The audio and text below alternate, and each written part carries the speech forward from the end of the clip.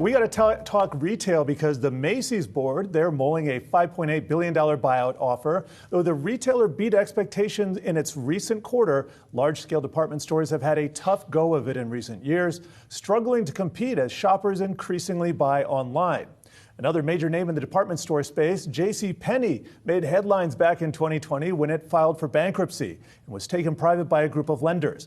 Though the two brands differ immensely, what can JCPenney's woes tell us about the possible path forward for Macy's? Yahoo Finance's Brooke DiPalma joins us with more. Brooke, lay it out. Good morning, Jared. Good morning, Diane. Certainly, there's lots to consider. I mean, both companies, Macy's and JCPenney's, both century-old companies. Macy's, 165 years old. JCPenney's, 121 years old. Now, both department stores really faced woes during the pandemic when e-commerce began to boom. We saw a tale of two different retailers, JCPenney's filing for bankruptcy and going private, while Macy's was approaching bankruptcy but avoided that after securing $4.5 billion in financing. Now, since JCPenney's has went private, we know that at the time back in 2020, they had a real estate portfolio of roughly 846 stores. Now that stands at roughly 670 stores.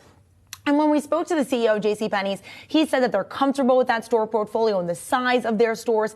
And we know that they've been able to make over $1 billion investment to really remodel these stores as consumers continue to shop in store and online. Now, what's different here is that Macy's has a very robust real estate portfolio with what one analyst called a trophy asset being Herald Square. And what's different there is that real estate value, according to JP Morgan, is $8.5 billion. That Herald Square flagship could be worth at least $3 billion. And so many really focused on that billion-dollar real estate portfolio that it has, roughly more than 700 locations, more than 500 Macy's, more than 50 Bloomingdale's, and more than 100 Bluemercury stores. That's their cosmetic store. And really, we're looking forward to 2024. Macy's does have an incoming CEO, Tony Spring, who had come from Bloomingdale's.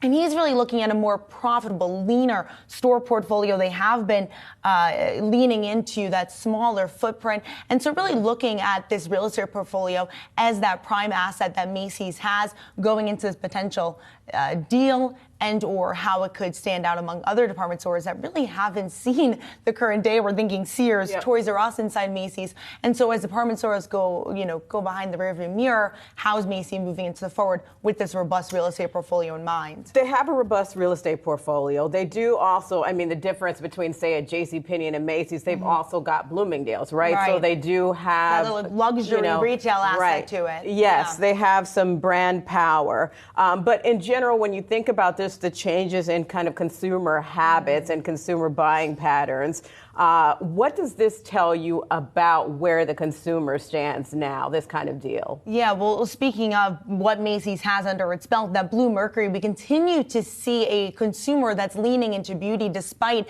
the pressure that they're up against. And so Macy's said in the last earnings call that they continued to see pressure up against their consumer. We also did hear of credit card rate delinquencies at Macy's rising. But when you think about a JCPenney's, when we spoke to the CEO there, they said they're seeing a healthy customer. They haven't seen a significant change to their customer. But as we look towards 2024, inflation still remains a key focus for consumers. They're also looking at alternative payment options. We see the increase of buy now, pay later.